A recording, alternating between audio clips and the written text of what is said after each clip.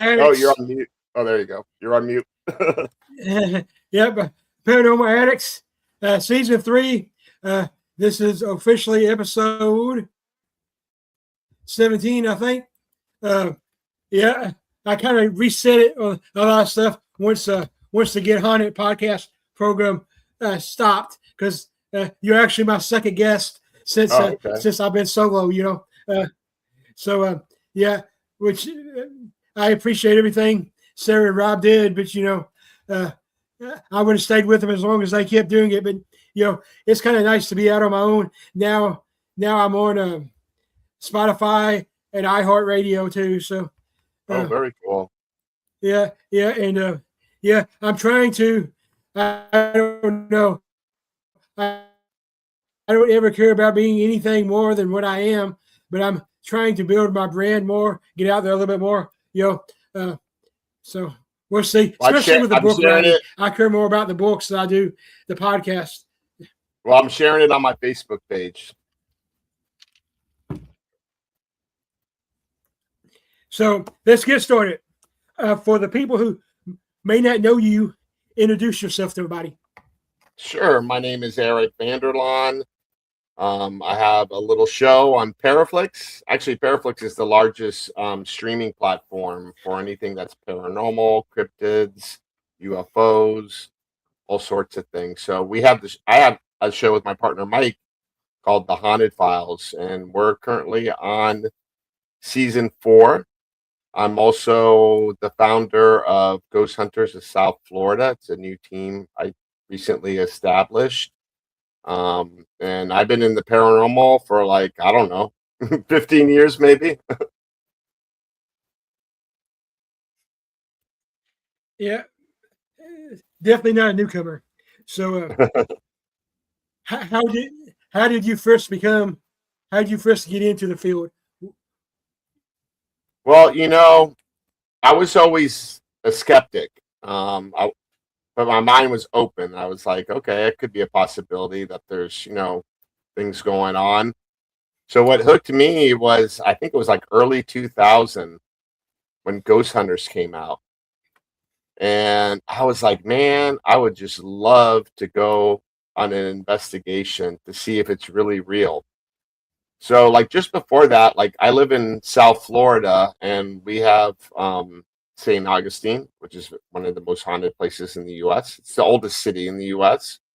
You have Key West, another good haunted location. It was Key West in used to be called Gaia Hueso, and in English that means island of the bones. So when the Spanish discovered Key West, there was nothing but bones. It was a burial site. So that's a super trigger for paranormal activity. So yeah, I used to go on ghost hunting tours. I used to dabble into it myself and started catching things I couldn't understand. And I went on one ghost hunt in Miami. That's where I'm from, at the Deering Estate, which is considered the most haunted location in Miami.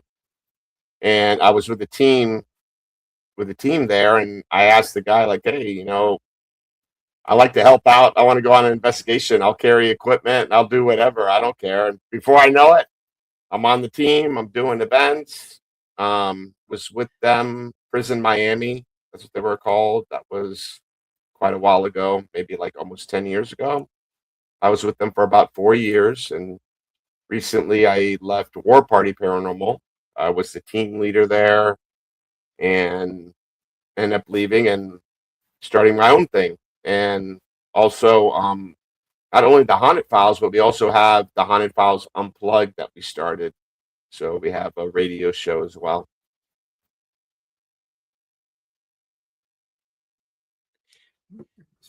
Yeah, so I'll be honest and admit that the Haunted Files is one of the few shows that I still watch. Oh, Uh, thank you.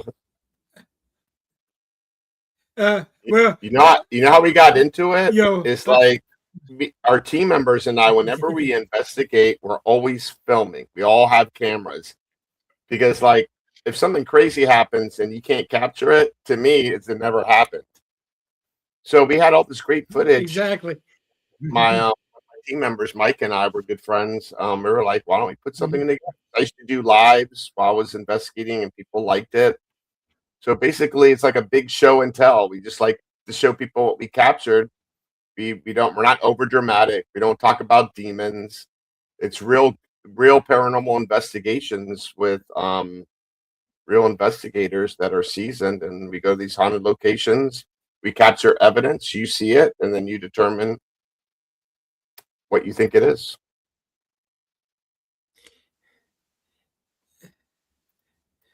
My friend Mary So from Holland. Hi, Mary. so yeah, so this is kind of a secret right now because I haven't made it public yet, but I'm actually developing my own paranormal show. I'm actually talking with a Scare Network, Billy down at Scare Network, and Oh, Billy Lewis. We're good I, friends. yeah, yes, yeah. I'm good friends with Billy to this. I actually got to know Barry through Jimmy Ricker, Outlaw Paranormal. Jimmy's like a brother to me, and I got to do Smoky Mountain Terror last year, Okay. and I was a featured guest at Smoky Mountain Terror, and I mean anybody that knows me knows I consider myself a nobody. In the paranormal You're field, I'm somebody. not. But You're always somebody. yeah, but no ego. That's my thing. Yeah, me too. Smoky Mountain.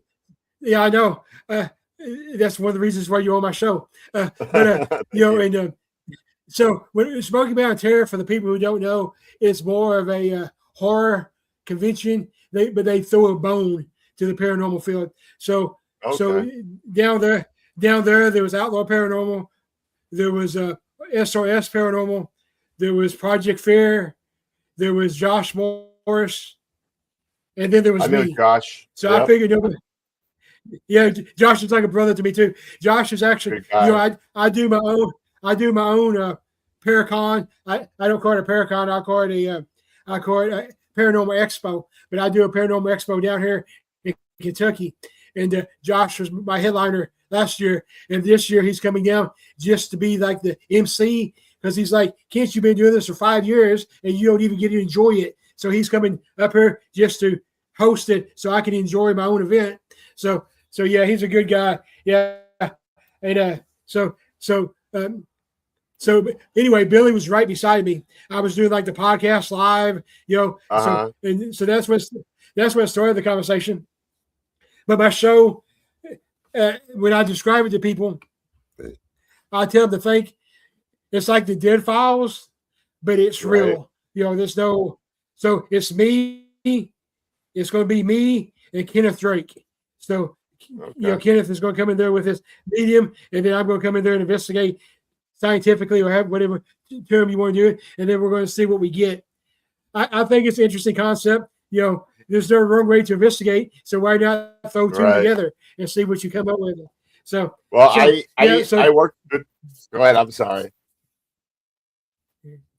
No, what I was saying, I did some filming with Billy Lewis.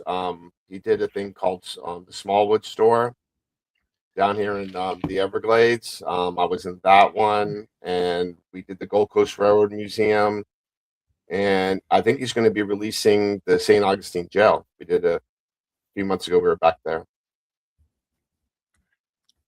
he's a good guy. He actually offered me a contract, I guess, last year to put my podcast on Scare Network, but Oh, okay, cool. I'm not the most technologically smart guy, so I didn't quite figured Right. out how to get loaded. So hopefully the show will be better. If not, I'm going to call on people to help me. I got friends that I can call on to help me. So Ken, where are you located? my son, my Paducah, Kentucky. Oh, okay. Waverly Yep, Hills. I've yep. been there. Are you close to Waverly? I've been there multiple times. I got to go back last year. It was a multi-team event because that's kind of how you have to do it because it's so Yeah, it's expensive. expensive. Yeah. But there was so many people. I think it polluted the evidence. You know, so I like to keep investigations to about 5 or 6 people. So you can control the environment. So I've been accused of not liking. I've been accused of being anti-public investigations, and I'm not anti-public investigations.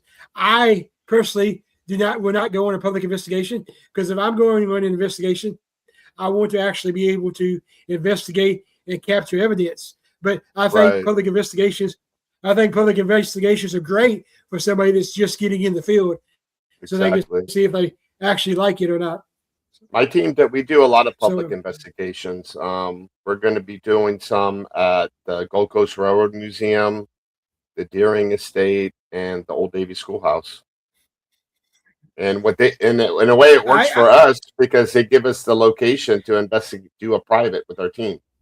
So that's part of our reward. Sometimes that trade-off works. Yeah. Yeah. I used to do a public event every year on National Ghost Hunting Day, the last Saturday of September. The world's largest ghost hunt. We did we used to do the Riddle House every year. I used to do one at a location down here. It's called the Hotel Metropolitan. It was the Black Hotel during segregation and stuff, and it's got some really good activity. Last time I held the public investigation, one of the big radio stations down here decided to, they always sponsor my events, where they decided they needed to send a DJ to go on the investigation with us. And he was so negative the whole time. I was like, I'm not doing this anymore. And so now, instead of doing a public investigation, that's the weekend that I do my Paracon.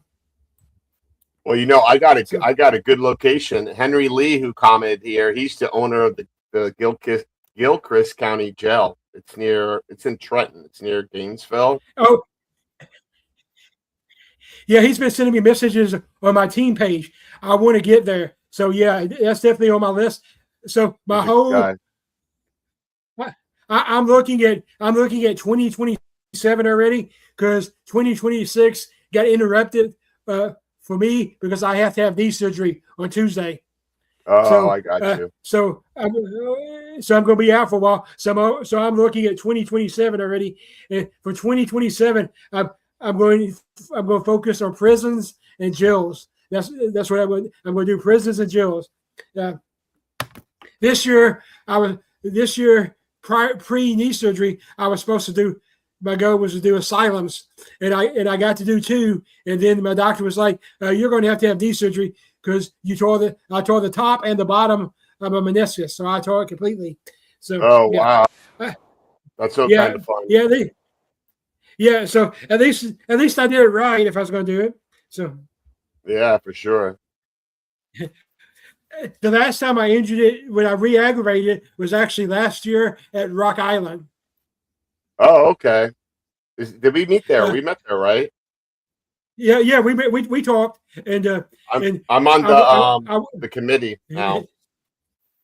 Yeah, I'm coming back this year. So, and this year I'll have my book, my first book, maybe my second book, but my first book just came out, and I think people buy it just because of the name of my book. I don't know if they even actually read it. I think they just like the name of it. So the name of my first book is "Don't Buy Generic Batteries, and It's Probably Not a Demon." So there you go. And then my second book, the preface or whatever you call it on that book, was actually written by Aaron G. Thompson. And, okay. So another good guy. Yeah, me and Aaron are good friends. He's actually headlining my event this year. So okay, nice. And then yeah. When Rock Island? Yeah. You're gonna be at Rock Island? Yeah, he's gonna be there at Rock Island. Yep. No, but will you be there? Yes, I will be there this year with my awesome. book. I'll see you there. Yep. So let's see if we can add this to the stage, and we'll go ahead and talk about it. Ready? All right. Just off the shores of Key West lies historic East Martello Fort, a Civil War era fortress built to defend the island, but now known for something more unsettling. Behind its brick walls and arched corridors reside one of the world's most infamous haunted objects, Robert the Doll. Said to carry a mischievous and times vengeful spirit, Robert has inspired decades of chilling stories, unexplained encounters, and letters of apology from those who claim to have crossed it. In this episode of The Haunted Files, we step inside East Martello to uncover the history, legends, and energy that lingers surrounding the doll that turned this quiet museum into a paranormal hotspot. My name is David Sloan, and I am the doll tender for Robert the Doll. We're here at Fort East Martello. I'm Dr. Bill Slevin. I'm a famous paranormal investigator, demonologist, parapsychologist, and author. I'm good friends with Mike and Eric, and we're here with the Haunted Files down in Key West to see Robert the Doll. You know, if they don't ask permission to take a picture or they're not respectful to him, that bad things can happen to you. And when I lecture all about Robert all the time, there's millions of stories of people who believe they experienced problems after not being respectful to him. Well, do I have your permission to investigate you tonight? You said that, I felt something like just go like this, like across the back of my neck. Dude, it's really freaked me out. You want to know who you are? It's me. That's clear as day. That's insane. We're gonna do the Delco experiment. It's a cross between the Gansfeld experiment and the Estes method. Gonna get ya.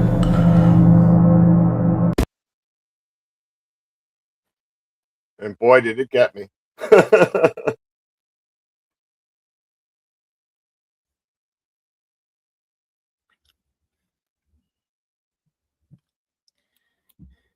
So that episode is coming out next week, Friday, on Paraflix. That's our latest episode. Just off the shores of Key West lies historic East Martello Fort, Yeah, so a Civil War era I'll definitely have to fortress watch built that. to defend the island.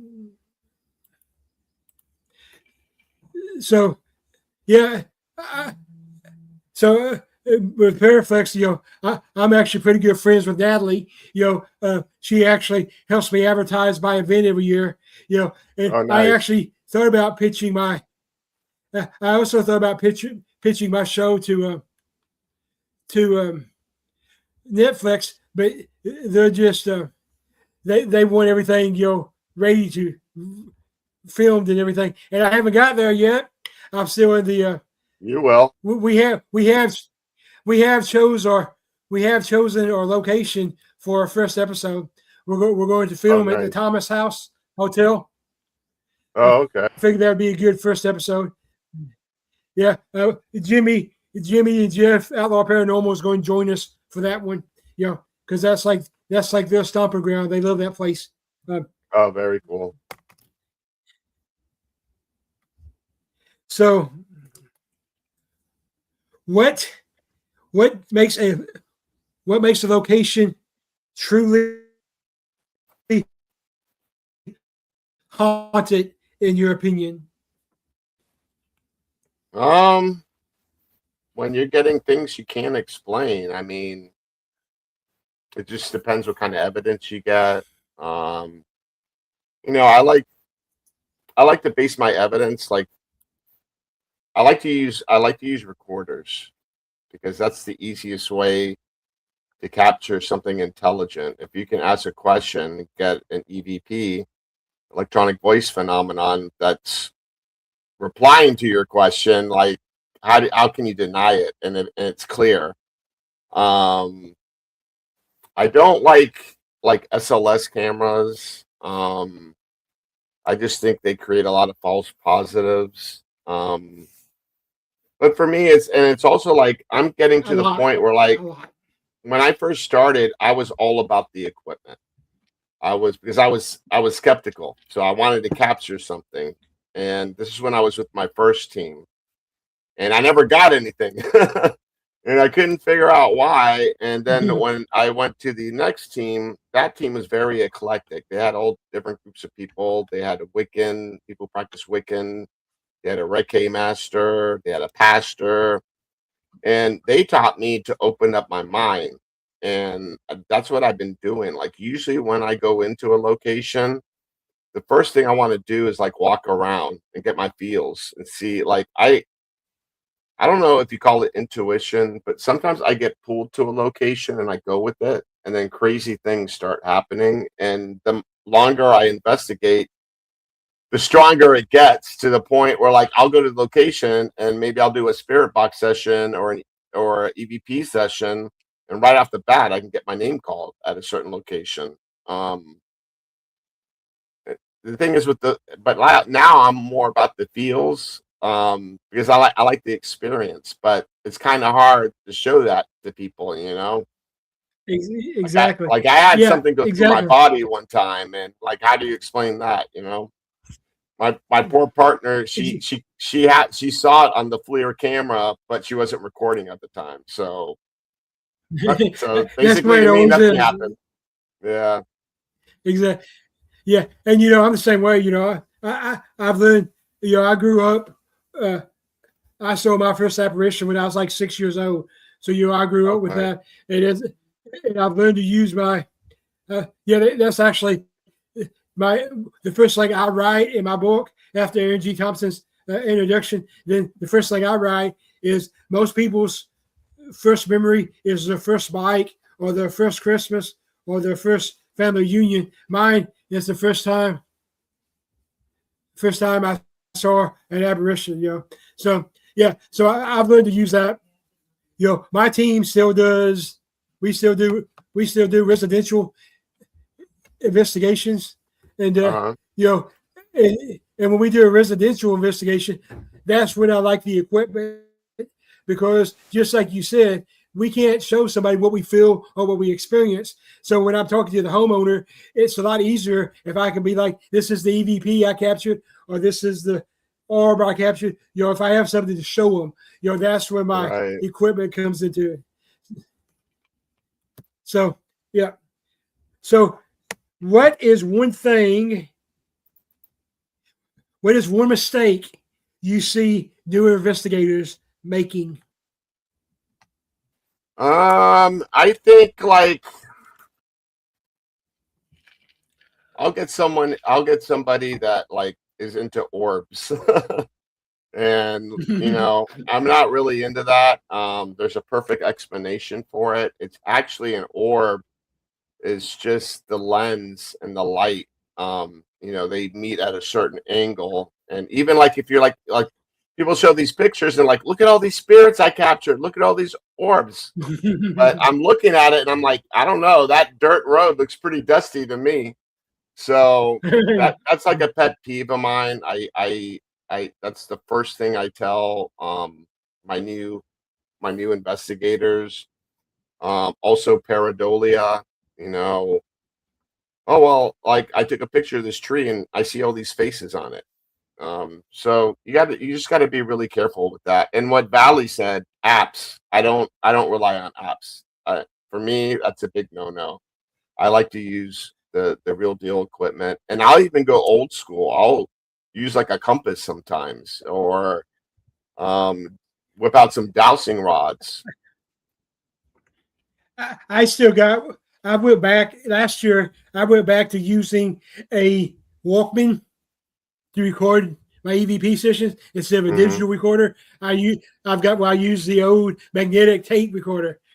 So Yeah, uh, there's a thing I, about that because I got a perfect explanation because the last team I was with, they were all into testing all these different analog recorders. And I don't know if you're familiar with the Sony SD25 recorder.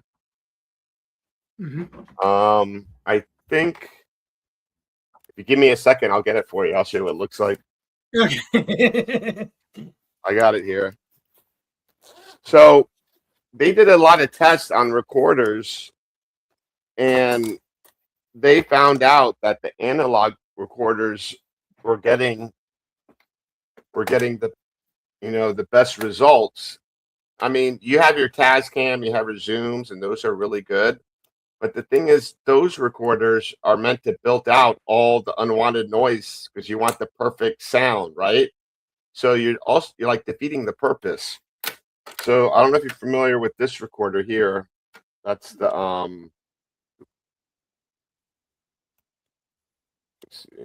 That's a Sony SD25. It's an analog recorder. Yep.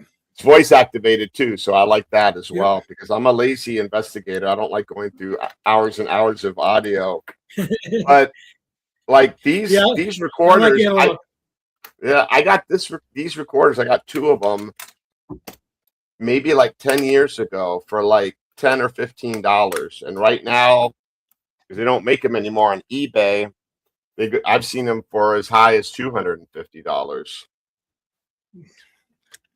Yeah. Yeah. And yeah, I respond to Val too, about phone apps. I do not use phone apps. I've seen people use them. I've had members of my Ghost team use them. Finder, that was called the Ghost Radar. Yeah. But the thing is, I even there was this team, well, there is this team. They're still out there. They just wrote a book called Almost Famous, and they heavily use apps in the show, and but they were real respected. Well, then I went down to a location in March. And of course, when I go to a location, I put on my Facebook page, I'm going to this location. This is the reported activity, blah blah blah. So I reported this activity, and the owner called me. The owner's like, "We don't have that activity. Where did you get that from?" And I told them that it was from this team, and they're like, "Yeah, that team's no longer allowed here because they're faking stuff and everything." I'm like, so you have to be careful who you trust. I was kind of disappointed in that because they're from Tennessee, and they're people that I've always kind of thought were pretty legit. But when you have location owners complaining about them, you have to wonder if they're really legit. I look at it this way: like, are you going to go do a residential case with apps? No. I mean, you're messing with people's like emotions, Yep. And by the way, I dropped another video. That one's with Billy Lewis from Scare TV Network. That was at the Smallwood store. Here we go.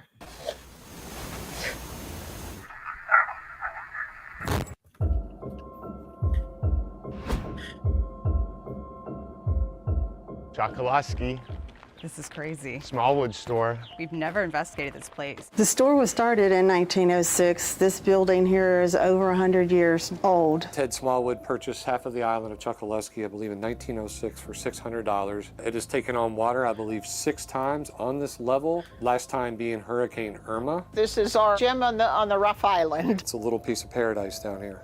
The store, to me, is authentic Florida. We're gonna stand here and we're gonna be quiet. You definitely don't feel alone down here, even when you're just walking around. There's a lot of activity in that bedroom, and that's where I seen the shadows. Is that his original rifle? Edgar Watson showed up in the 1890s down in Chokoloski at the Smallwood store looking for property to buy. Other people, they would also show up and Ed put them to work. And when it came time for payment, they were murdered and dropped in the Everglades. In October of 1910, they confronted Ed Watson about what was going on down there. And as he went for his sidearm, that's when he went down in a hail of bullets. Now this is where Watson was killed. Ed Bloody Watson. What happened to Mr. Watson? Is that Mr. Watson communicating with us? I don't like to come back in here after I close at all at night because there is just a feeling. It's definitely strange. Talk to me. There. The Smallwood store has definitely stood the test of time. They say at 2 a.m. people get chased out.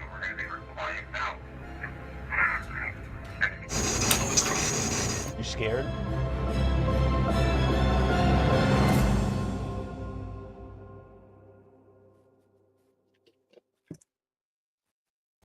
I'll tell you one thing. I was there 2 weeks ago. My ass got torn up by mosquitoes.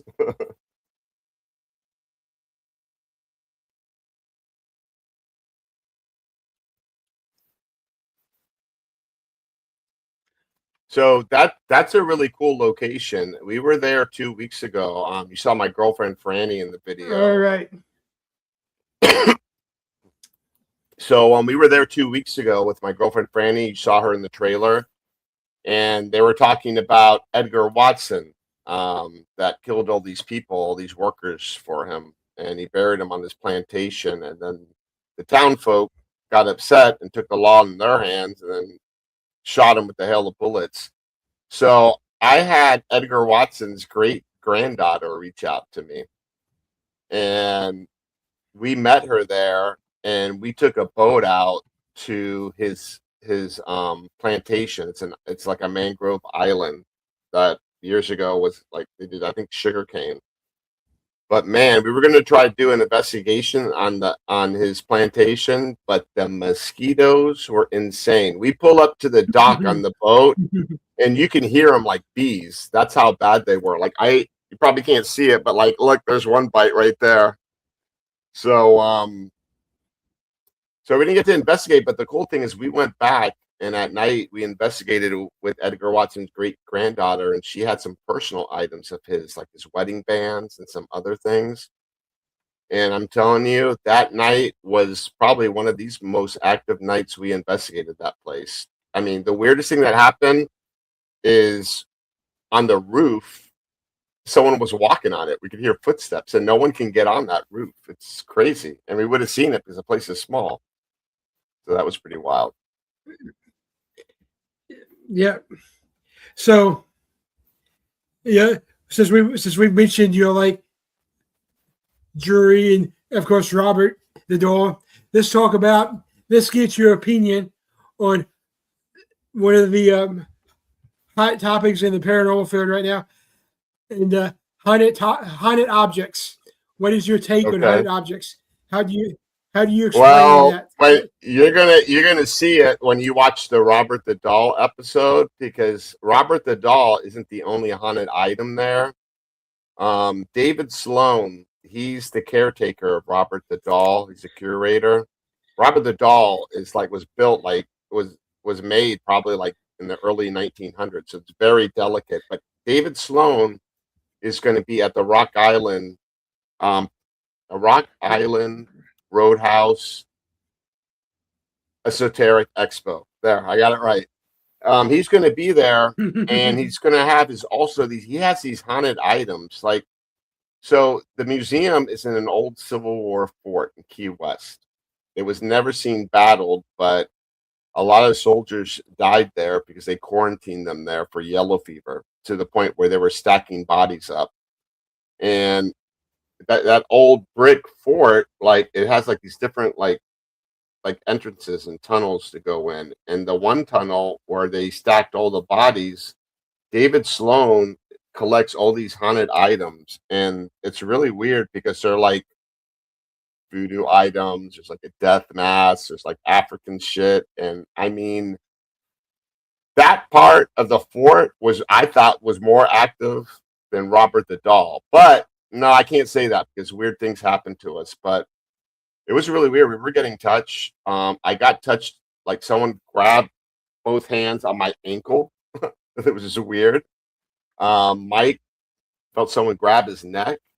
So yeah, I mean, haunted items are just, the thing is, I'm from South Florida, and we have a Caribbean and Latin American culture here. So there's a lot of things going on here, like voodoo and Santeria, and I've seen some weird shit. So when it comes to haunted items, like, I believe in that. And when it comes to voodoo and Santeria, I was taught, don't ever touch it. So, yeah. Yeah, I agree with all that. So, yeah, especially the voodoo thing. So, one of probably the most violently haunted place I've ever investigated. Thankfully, they no longer allow people to investigate it. It was called the Anderson Hotel here in Kentucky. Oh, wow. Well, their claim was their ghost bite. That was their claim. Ooh, So I want one of those. we get that. Yeah. So, and I mean, this is one of those places, everybody went to, like Daryl Monson, from Ghost Hunters. He's been there. Yeah. Chris Jericho, the wrestler, he went there, and we went there. And it was closed down for like 4 years because it was violently haunted. So they closed it down. So, so when they reopened it, my team was the second team to get to go investigate it. So the things I tell people about the Anderson Hotel, the first thing people have to understand, it's not like a Hilton or even a Motel 6. It's a transit hotel. Or it was a transit hotel, That's where it was. The other thing is, in my opinion, $2 will buy you a Coke at the gas station. But in my opinion, they want it to be violently haunted. And I say that based on a few factors. One is there's 5 verified deaths there, whether it's by murder or by suicide. There's 5. Mm-hmm. And when I verify it, I use coroner reports and police reports, so verify. And of the 5 verified deaths they have there, they still have 3 bloodstained mattresses, 1 bloodstained bathtub, and then the 5th one, the guy drug himself to the point he hung himself in the closet, and they still have all of his liquor bottles, and they encourage you to bring him another bottle of liquor. So, and then while it was closed down, they decided to make it into a haunted house. And then while they made it into a haunted house, somebody was like, "Oh, cool! Let's paint a voodoo symbol on the wall." Of course, they didn't research anything. They just picked one that they thought looked cool, and they painted it on the wall. And the one that they painted actually opens up the gates of hell. Wow! So I'm like, that's really cool. So while we were there, I did experience the bite, but it didn't feel like a bite. It felt like a really deep Indian burn on my calf. And, and I actually even got a tattoo of it. So I always have it with me. That's cool. And like I said, Daryl Munson went there, and he said that his cameraman had the exact same experience in the exact same location on the leg. So that was cool. And then the 2 most known spirits there. The one is one of the saddest stories I've ever heard at a haunted location. It was this 19-year-old girl. Nobody really knows her backstory that much, but she came all the way from Michigan to this little town in eastern Kentucky with no connection, and she checked into the hotel, and she was obviously really depressed. And with crayon, don't know why with crayon, she would draw like basic landscapes and stuff, and then she would write a Bible verse underneath it. Well, she ended up committing suicide, and her bloodstained mattress is still there. And the other spirit is a malicious spirit, and I explain this is how I explain malicious spirits. If you were a dickhead when you were alive, you're going to be a dickhead when you're dead. So that's a malicious spirit. Well, this is a guy with the liquor bottles, so he lived there. All reports are he was an asshole to begin with. Well, he ran prostitutes in and out of the hotel, and then he drug himself to the point he hung himself in the closet. Well, my niece is on my team, and at that time she was 19. So we were switching places, and she came. The girls were coming upstairs, and I radioed back to the girls and told them that I wanted them to be careful because the spirit upstairs did not like females. I didn't know what was going to happen, but I knew that they didn't like females. And as the lead investigator, I wouldn't be doing my duty if I didn't warn them. So Haley, Jill, and Tiff was coming upstairs, and Haley decided to use the prostitute angle to get communication going. I still have this EVP. It's one of the best, clearest EVPs I ever got. So Haley comes up the stairs, and she's like, "I'm 19 and cute. Can I get a job?" And the response we got was immediate, and it's in a male voice. And the response is $50 and free room. Oh, wow. So now we tease Haley every time something goes wrong in her life. And it's because she didn't take the job at Anderson Hotel. But yeah, so anyway, that's a long story to say. Yeah, you don't mess with voodoo because this place is already active, and then they added to it with the symbol. Just don't mess with stuff you don't understand. Period. Yeah.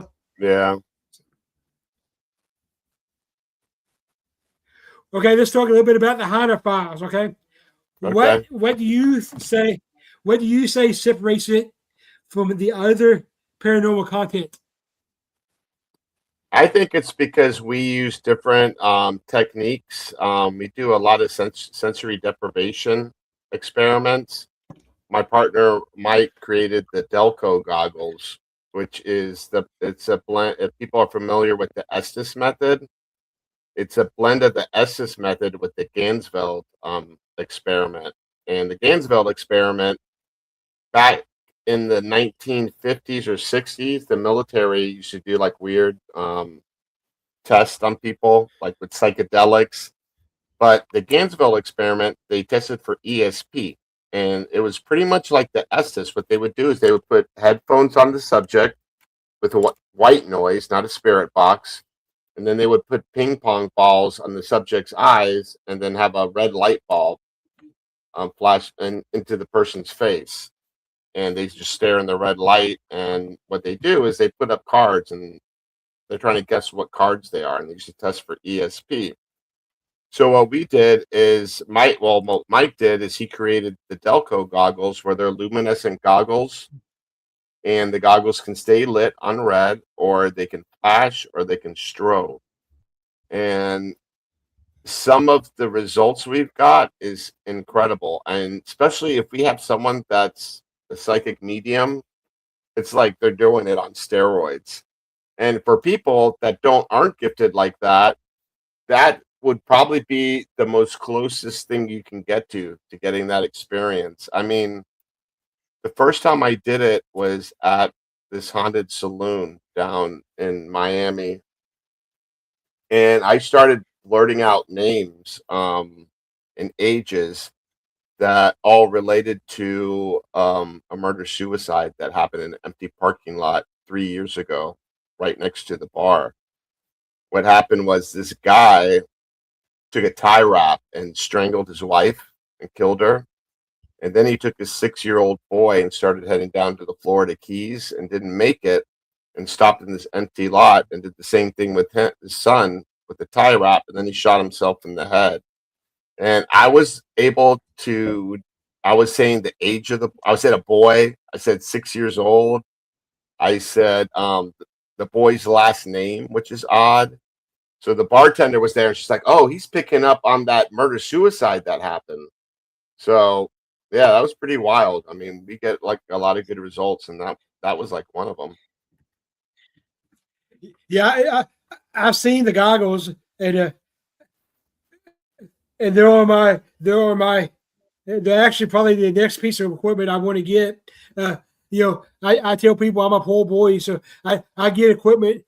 I get equipment from I'm going to help you out. I'm going to help you out because Yeah. the only place you can get it is the Ghost Hunter store, and we have a discount code called Ghost Gone Wild. Not Girls Gone Wild, but Ghost Gone Wild, and you'll get a discount off your purchase.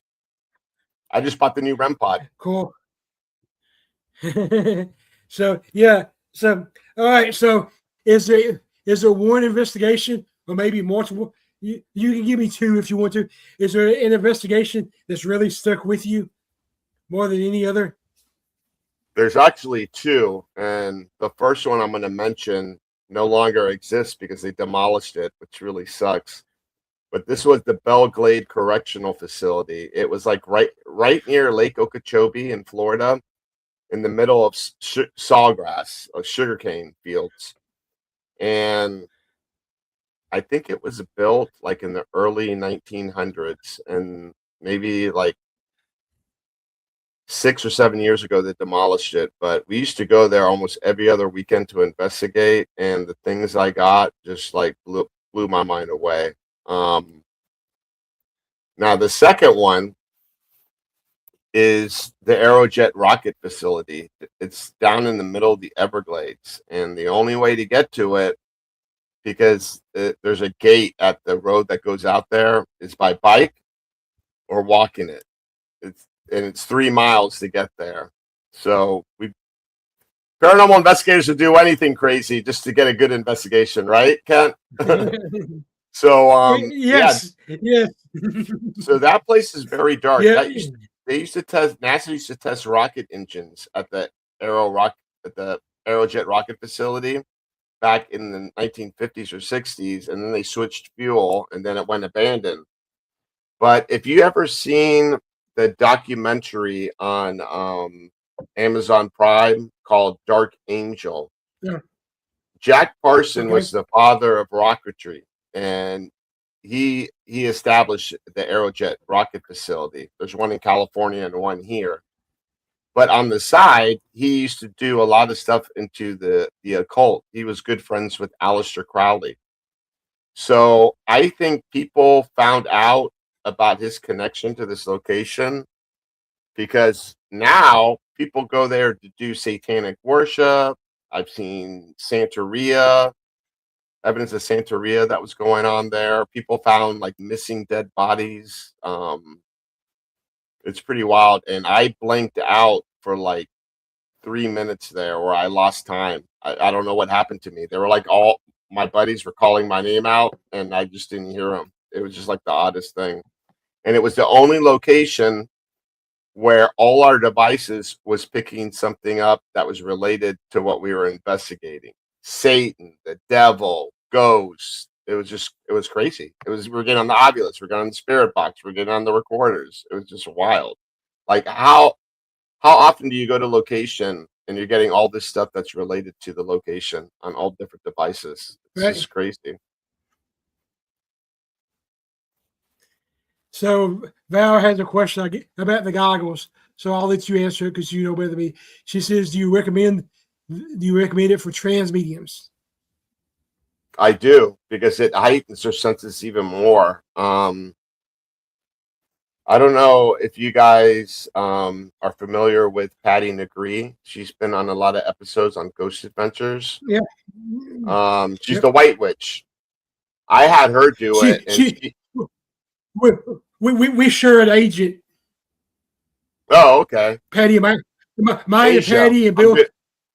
Yeah, Asia's I'm my close to agent. Asia. Yep. Oh, okay, cool. Yeah. So Patty did it, and she said it was like doing a trip on acid for her, but without taking the drugs. Okay. I was gonna see Okay, if I yes, can show everyone a picture here. I'm just scrolling through my photos so they can get an idea of what it looks like. And we had April Doucette, the New Jersey the psychic New Jersey housewife. She's done it, and it's just crazy what things we got. If I can find the picture. Yeah, I think they would be. I think they're like the missing piece to my Estes method, or whatever you. I've modified my Estes method as it is. I now put a tripwire around the person with the headphones, and I've added a Paratech VM5, so it's not just a voice. It's not just the spirit box. It's also an ITC. You know, see if the answers correspond. You know, right. You know, I like having that. I got a video from one of our episodes that I could show you where we have Mary Lynn. She's on the other streaming platform called Beacon. And they have a show called Para with the Normal. And we did an episode on the haunted USS North Carolina. And it was phenomenal, the things she was picking up. But I just uploaded the trailer, so it should be there. And then you'll see her doing... Welcome to the Haunted Files, and tonight we're investigating this massive battleship. Eric, where are we? Well, we drove all the way up to Wilmington, North Carolina, and we are on the deck of the USS North Carolina. Seen a lot of battles during World War II in the Pacific. Yeah, and we're going to get in there and see if we can find any of this paranormal activity that they've been reporting throughout the years on this vessel. And we got a lot of work cut out for us tonight. We sure do. Let's get it.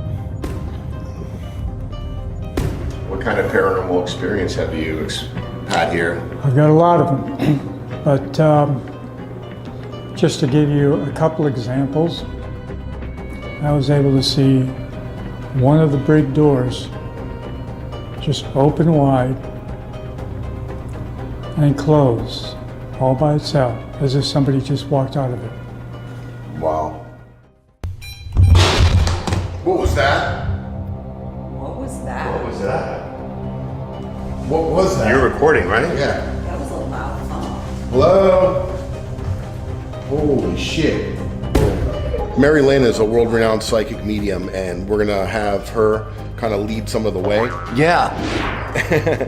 And we're gonna have her kind of feel out what's going on and see if she can lead us to any of the areas that we might capture something. All right, I'm excited. Let's do this. You've ever been here before? I have not. It's happening. It's happening. Okay. I'm good. Woo. Oh boy. Should we go to the med bay? No, I'm good. Like being cold, or you feel dark, or? Yeah, there's been a lot of deaths in here because whenever I was standing right there, it's just blood on the floor. It's like someone. That's what you saw in the vision? That's what I saw, yeah. So someone actually bled out right here. I heard there's a story about a sailor who died when it was hit by a torpedo. There are 4 that died, actually 5. Okay. 4 of them died in the torpedo area where it hit below the area where they were. 23 were injured, and 1 was washed off deck. This was a 1,000-ton torpedo. Yeah, my name is Mike. I'm actually a You're not supposed to be here.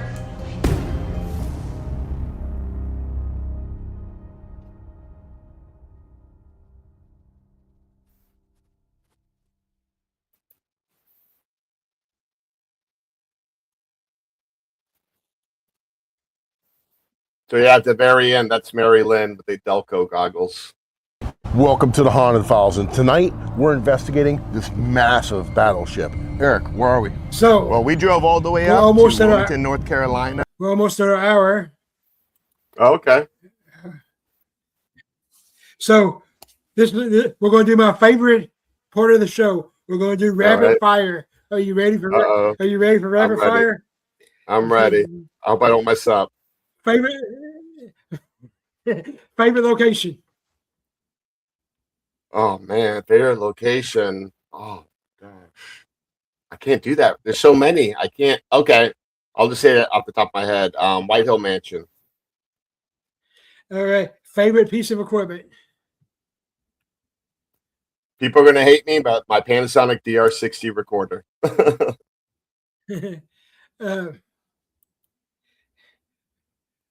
Most overrated piece of equipment. I'm gonna say the SLS camera. I can throw a few. Demon or no demon?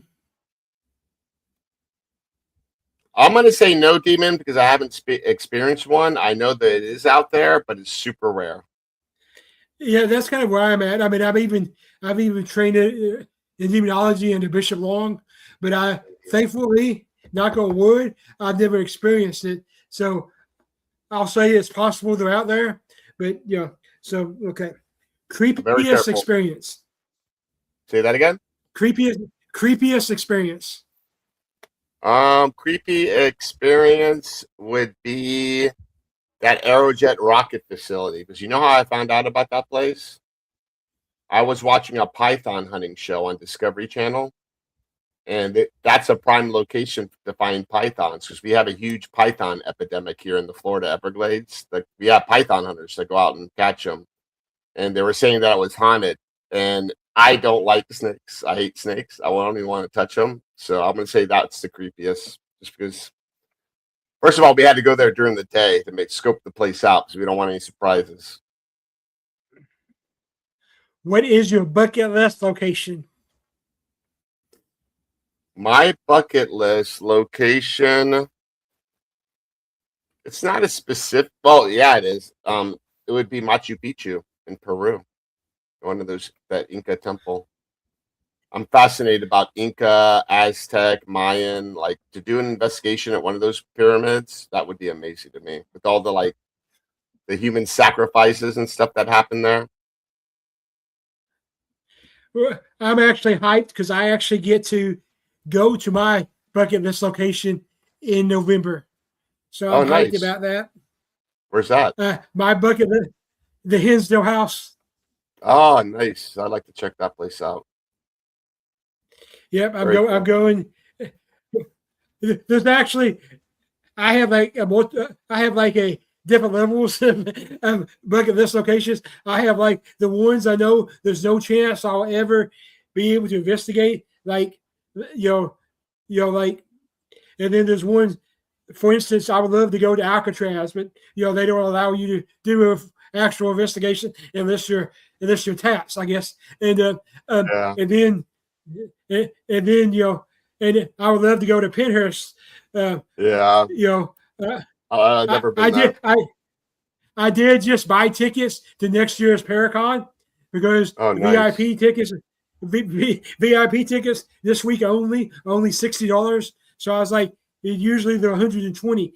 So I was like, I'll go ahead and get mine. My buddy went last weekend, to this year's, but because of my knee, I didn't get to go because originally I was supposed to go with him, but I didn't get to go because of my knee. But when I what I would do? You know what I would do? I would back to being able to do. What I was going to say, what I would do for you is take you to like a haunted hospital, like the old South Pittsburgh Hospital, and put you one of those wheelchairs, and we just wheel you around. Yeah, I was supposed to went there this year too, but I will go there in November, and I'm going to. And the other big location that I was supposed to go on was last weekend. I was supposed to went to the Bill Witch Cave property, and I've rescheduled that for December. So December, Tennessee's cool. Okay. I can still investigate in December, and then my favorite investigation last year was I actually got to investigate Ernie and Denise's house, the Ditto house in Kentucky, West Point, Kentucky. I was the last team to investigate it. We investigated it in December. I actually got to investigate with Josh Morris. He actually went on the investigation with me, so that was cool. We got to investigate at Rock Island together. They had the VIP, so we grouped up together. He's awesome. I was going to ask if they would do that this year. I didn't do it last year, but this year I'm definitely going to do the VIP. Yeah, I'll be leading that with the other investigators as well. So definitely do that. That'll be a fun night. It was super active. We got a lot of cool stuff. Yeah. I'll definitely be doing it this year. Last year's Rock Island I loved, but it was kind of a bittersweet at the beginning because it was supposed to be the first time that I got to meet Dan Riviera face to face. Yeah. Me and Dan talked on the phone every week. Before that. Yeah. That's sad. Yeah. We used to talk on the phone. Yeah. And then once I was there, it was awesome because I got to see Rob and Sarah and everybody. And then I almost went to the Warren Museum because again, that was Dan's thing, and Rob's like, you should go. Actually, what Rob's saying was, he's like, are you going to pay $5,000 to investigate the house? I'm like, no. He's like, then you need to go. So I went. So yeah. Cool. But Wade Kirby's actually writing the introduction to my book I'm working on right now, which is entitled "Wait, you're a Christian and a paranormal investigator? How does that work?" That's the book I'm working on right now. And very cool. That was actually inspired. That was actually inspired. The title was actually inspired by a conversation with Heather Donahue, from the Blue Ridge Project. me and her became friends. Me and her became friends last year at at Smoky Mountain Terror. We were both there, and during we had a little bit of a break because it was lunchtime, so the public wasn't allowed on the floor, so we could all eat. So I had been talking to her. We'd been having a really good conversation, and then she was starting to get a little bit of a line. So I was like, well, I'll just go back over to my own table. And as I went back to my own table, she noticed my born again tattoo. Oh, nice. And she's like, hold on. She's like, hold on, kid, hold on. I was like, what? She's like, so you're a Christian and a paranormal investigator and a demonologist. I was like, I won't say I'm a demonologist. I say I'm trained in demonology. There's a difference. I was like, Yeah. I was like, but yes. I was like, yes. She's like, how does that work? I'm like, it works good for me. I'm like, because I consider my gifts for God, and He wants me to use them. So anyway, so that's the title of my book. I'm Very actually, cool. It's actually part theology and just part experiences. Because one thing people don't realize about me is even though I've been doing this for 34 years now, I'm not only an experienced investigator, I'm also an educated investigator. I actually have a degree in parapsychology from West Georgia University. I got two degrees in theology, one from Louisville Bible College and one from Mid-Continent University. And then like I said, I took demonology training under Bishop Long. So Cool. not that makes me better than anybody else, but I wanted to try to understand the field from all aspects. Yeah, that's smart. Good on you for that. Yeah, and the title of my third book is "It Takes More Than Wearing Skinny Jeans and Screaming Demon to Be a Paranormal Investigator."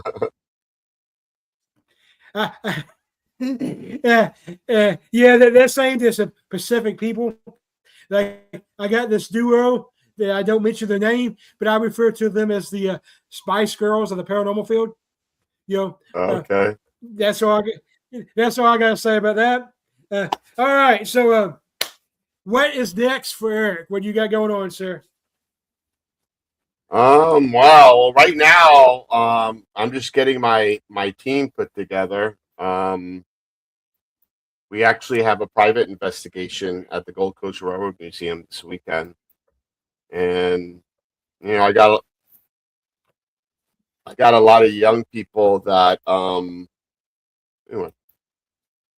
I got a lot, not young people, but I got a lot of new investigators that need to learn the ropes and stuff. And we're going to be doing local events, interactive events where you can investigate with us with all the equipment, things like that. So yeah, I've been working on Ghost Hunters of South Florida. That's my new team. I'll even share a logo here.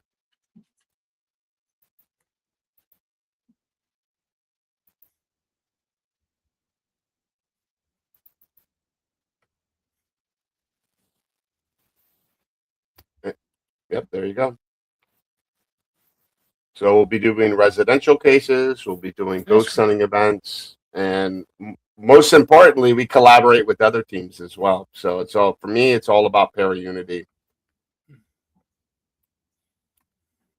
And we got a few more episodes rolling out of the Haunted File. So I think we have 2, and then we'll be working on season 5. So I tell people, and I'm sure you agree with me on it, when you do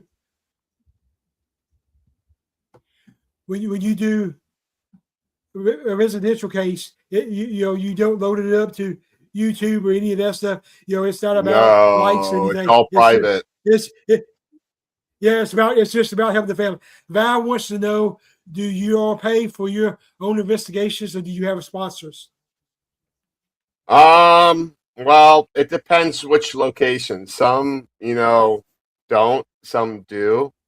Some of us will give us a discount. Like we tell them we're with Paraflix, and we got like a celebrity guest with us. Like that was at the old Masonic, the 1861 Masonic Lodge in Keithsburg, Illinois. About an hour and a half from Rock Island. They gave us a break, but the local ones, basically, I don't pay for them because I help raise money for these locations. They're historical locations, and all these museums and historical locations are always hurting for money. So they're very grateful for that. All I want in return is to have a night with my team to investigate alone, and they're good with that. And that's what we're doing tomorrow night at the Gold Coast Road Museum.